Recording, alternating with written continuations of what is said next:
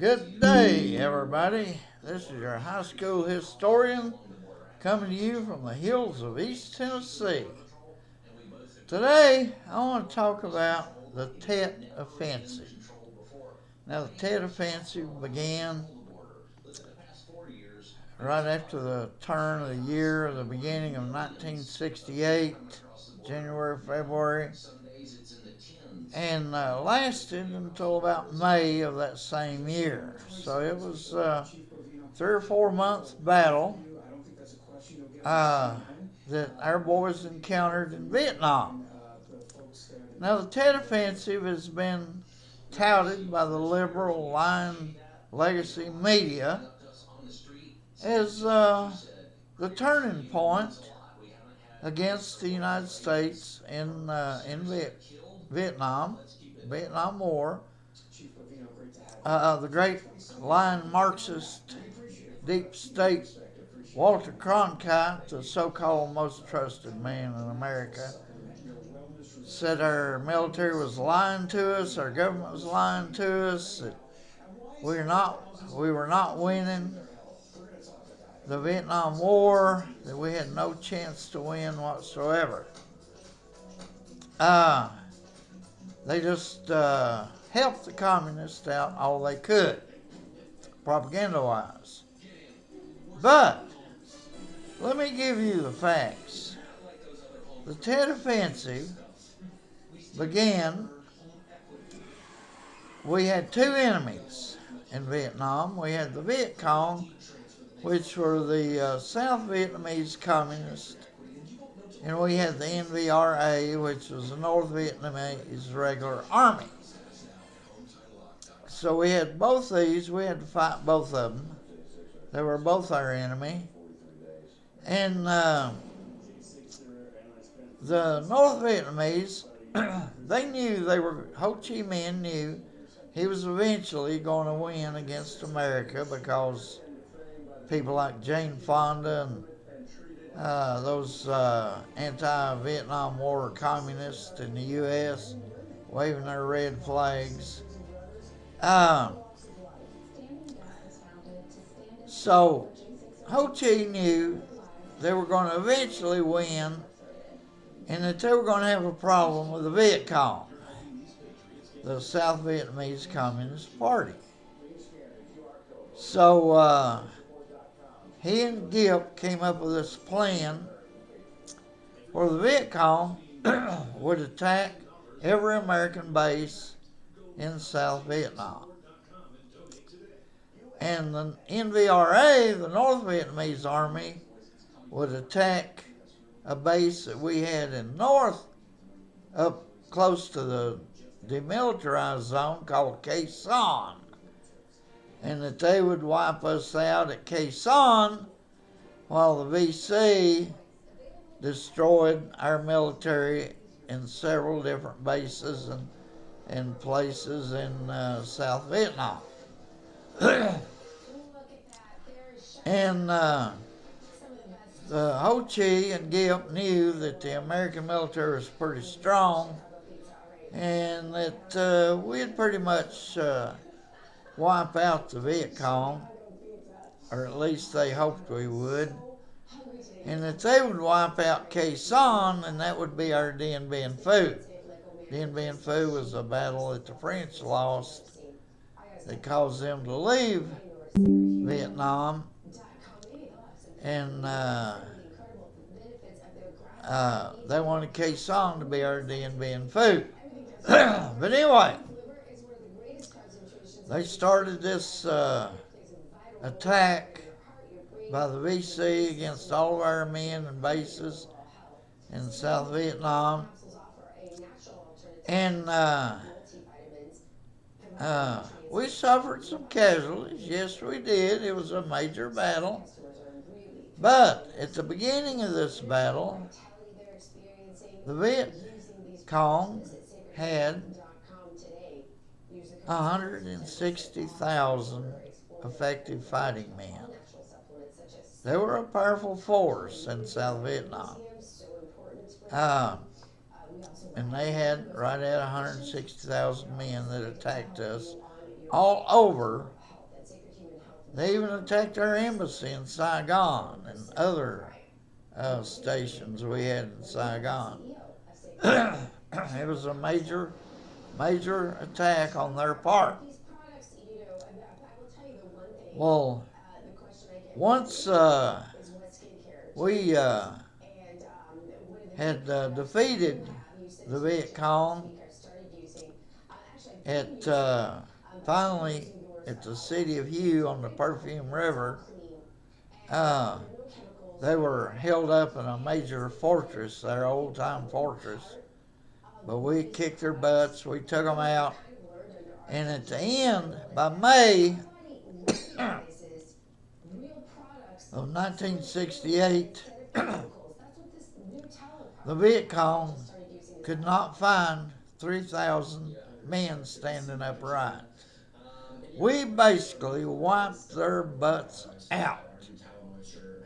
It was one of the most major military victories in American history, the Tet Offensive. We kicked their butts. It was a wonderful, wonderful win for our fighting boys over there.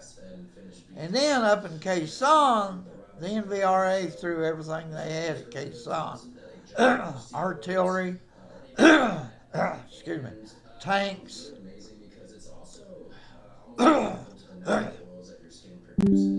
everything they had they threw at Quezon. Infantry, tanks, artillery, uh, what airplanes they had. They threw everything they had at Quezon. And our boys kicked their butts.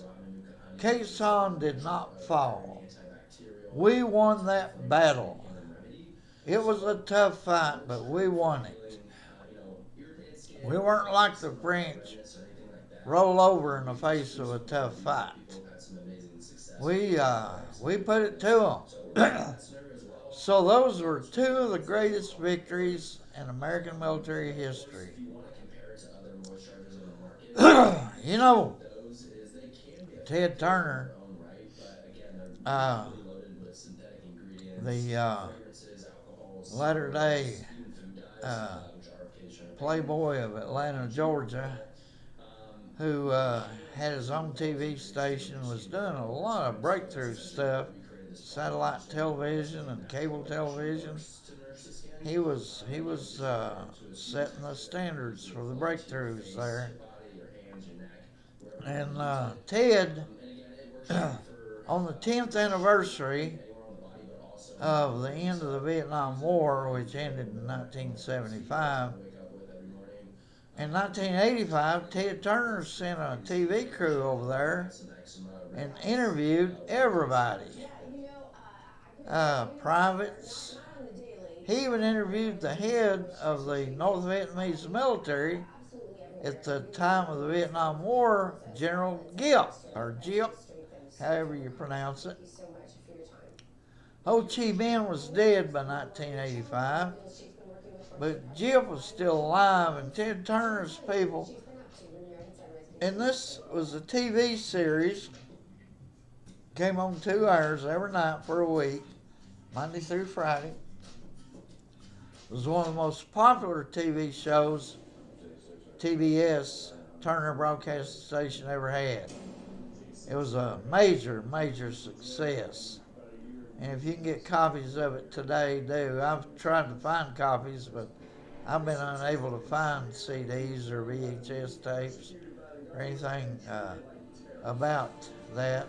So if it's in a library anywhere, I don't know where that would be, but I'm sure with a little bit of research you could find it. But that week-long series, Giap told Ted Turner that there were 2 or 3 times they were about to surrender. They could not handle the B-17s, those Rolling Thunder bombing sprees that we had in Hanoi. It was devastating for them. And Giap said he couldn't understand why they would basically have North Vietnam ready to roll over and surrender, and we'd quit bombing. And they would recuperate, rebuild, recuperate, continue the war. We'd bomb again. They'd be right on the verge of surrendering, and we'd quit bombing. Because our cowardly, spineless presidents were succumbing to protest in the streets. Those protests did more for the Vietnam winning the war against us than anything else.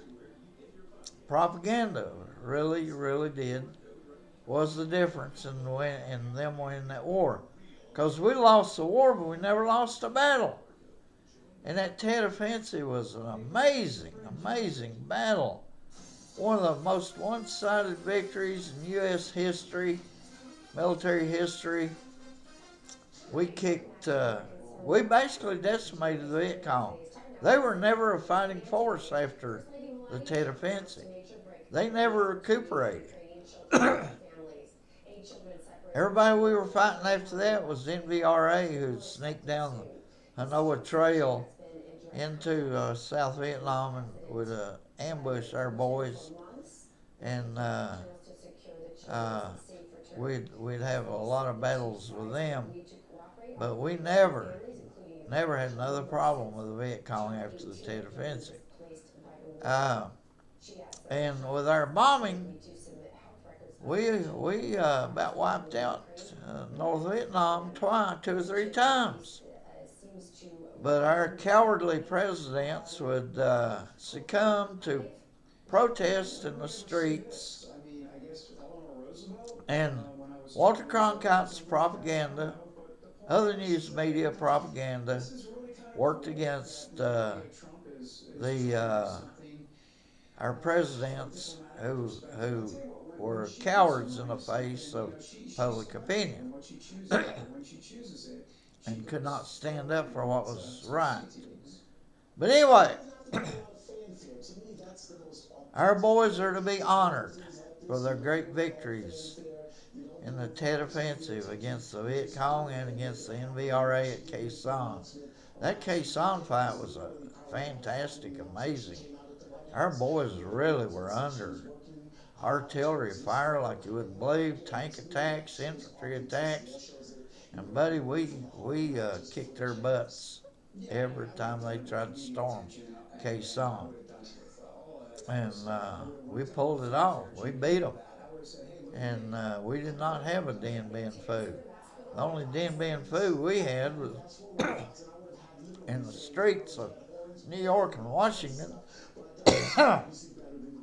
where our spineless, gutless presidents succumbed to what they thought was public opinion, but it was a bunch of Marxist communists marching, waving their red flags, and our government was scared of them.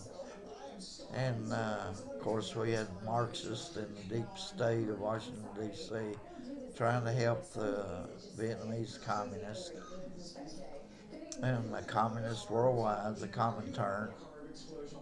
So we had our traitors here at home, the fifth column of traitors here at home, which worked against our fighting boys over there in Vietnam who were doing their best.